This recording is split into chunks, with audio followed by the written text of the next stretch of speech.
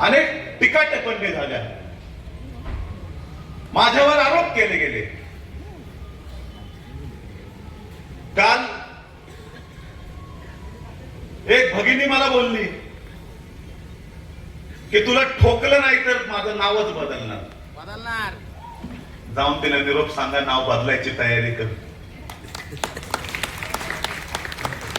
आज तुम्ही 5 वर्ष नगरसेवक होता,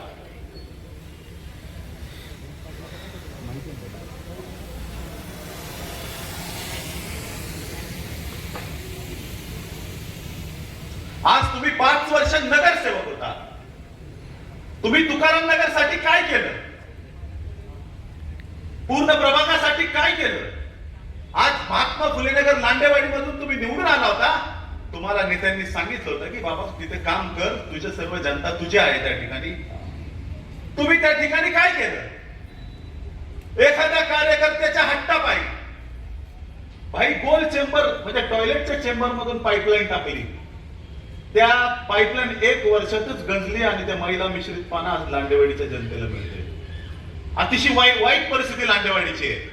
माझं त्या भगिनीला आवाहन आहे की थोडे 1 दिवस येऊन तू लांडेवाडीतल्या ग्लासामध्ये पाणी पिऊन दाखव, म्हणजे मी तुला मानेल। काहीच काम केलं नाही। रेमडेसिवीर इंजेक्शनचा घोटाळा असेल, आज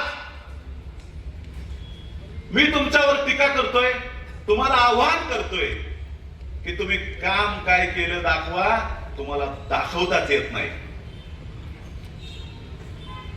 माझी दुसरी भगिनी असेल, मी तिच्या विरोधात उभा नाहीये, पण तिला टीका कुणावर करायची आहे? जितेंद्र नानावरेवर। जितेंद्र नानावरेच का मला समजतच नाहीये। मागील वेळी मला गुन्हेगार म्हणते, मागे अरे मी तिच्या सोबतच उभा होतो ना, काय सोमा उभा होतो ना आपण, जीव लावून काम केलं, तुला लीड दिलं, यावेळेस त्या गुन्हा मग तो गुन्हा आम्ही केला का? आज परिस्थिती पहा, मागच्या वेळी 3 मत तुम्ही भाईंना द्या आणि 1 मत मला द्या असा तुकाराम नगर मध्ये प्रचार केला। मी माझ्या झोपडपट्टीतील नागरिकांनी अतिशय प्रामाणिकपणे काम केलं आणि भारतीय जनता पार्टीच्या पॅनलला त्या ठिकाणी लीड मिळालं।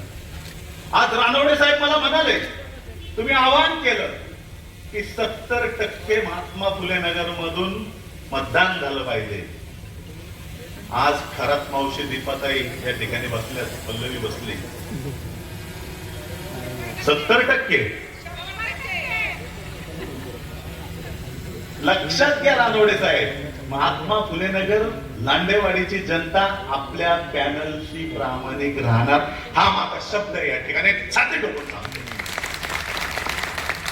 माझं तुकाराम नगर वासियांना आव्हान आहे, आमची वस्ती, आमची वसाहत जर तुमच्याशी भाईशी प्रामाणिक राहणार असेल तर तुमचं आद्य कर्तव्य आहे या महिलांच्या भूलथापाला बळी पडू नका। 1 मत मला द्या, 3 कुणाला पण द्या। आमच्या गाडीची 4 चाकं व्यवस्थित चालली तर या तुकाराम नगरच्या विकासाचा रथ कोणी रोखू शकणार नाही।